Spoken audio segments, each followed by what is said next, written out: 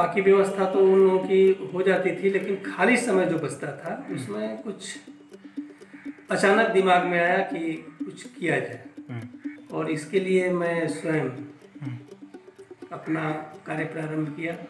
आज आपके सामने सारा कुछ दिखाई पड़ रहा है। उसमें कुछ विज्ञान के भी चित्र हैं, मॉडल हैं, कुछ गणित के भी हैं। अभी उस पर बहुत सारे चीज़ों को बनाना बाकी है, भाषा से भी हर विषय से।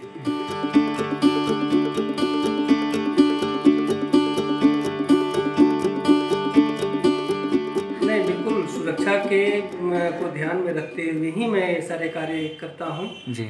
आप जैसा कि सरकार का निर्धारित मापदंड है कि आप मास्क लगा करके आएँ, दूरी बना करके रहें, तो यहाँ भी हम लोग उसको मेंटेन करके रखते हैं। और जहाँ तक लॉकडाउन की बात है, तो मेरे इस विद्यालय को आइसोलेशन सेंटर के रूप में निर्धारित किया गया था, जिसमें बाहर से आने वाले लोगों के लिए रहने की व्यवस्था की गई थी। अभी वो बंद हो चुका है। तो उस अवधि में मैं यहाँ का केंद्र प्रभारी था, मेरी ड्यूटी यहाँ पे थी। तो बाकी व्यवस्था तो उन लोगों की हो जाती थी, लेकिन खाली समय जो बचता था उसमें कुछ अचानक दिमाग में आया कि कुछ किया जाए। आप जैसा कि देखे होंगे बाहर में हमारी चारदीवारी बहुत उधर की गंदी है, या बिल्कुल खाली खाली जैसा दिख रहा था।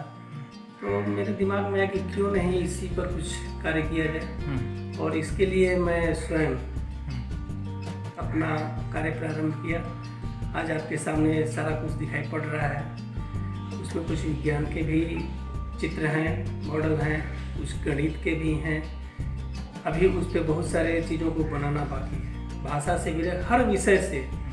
चूँकि यह विद्यालय है और अभी विद्यालय बंद होने की वजह से मैं इसको बना रहा हूँ कि जब विद्यालय खुलेगा और बच्चे आएंगे तो उनको एक सुंदर दृश्य दिखने के साथ साथ जो उनका शैक्षणिक विकास होना चाहिए।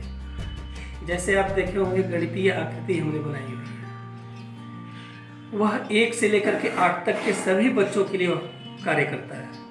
जो छोटे बच्चे होते हैं उनको उन चीज़ों को देख करके यह बताया जाता है, समझाया जाता है कि इसकी आकृति कैसी है। वो देखते हैं, उनको वृत्त और आयत की उतनी समझ नहीं होती है, केवल वे चित्र देखते हैं, और चित्रों के माध्यम से बच्चे बहुत कुछ सीखते हैं। अच्छा। इसी तरह से आप क्या क्या बनाने का भी तो मैंने देखा कि प्रकाश संश्लेषण की जो क्रिया होती है, जो नियम होता है, बना रहे थे। उसमें जो है पौधे में की जो प्रक्रिया होती है उसको समझाने का प्रयास कर रहे हैं। और और भी क्या क्या बनाने का प्रयास कर रहे हैं दीवारों पे? उसमें भाषा का भी कुछ चीज रहेगा। आप पर्यावरण से संबंधित आप देख रहे हैं, जो प्राकृतिक दृश्य है। अभी बहुत सारी चीजें जो हमारे बिहार की लोक कला, मधुबनी पेंटिंग्स का नाम जानते हो, हाँ, जो बहुत प्रसिद्ध है भारत की कलाओं में, उसके भी 1-2 चित्र जो है, और वो हमारे विषय के अंतर्गत उसको पढ़ाना भी है। अच्छा। 6ठी क्लास का इंग्लिश का बुक जो है उसमें मधुबनी पेंटिंग्स। तो आप वही चीजें चित्र में बना रहे हैं जो 1 से 8 तक के जो बच्चों को पढ़ने रिलेटेड जो चीजें हैं वही बनाया जा रहा है।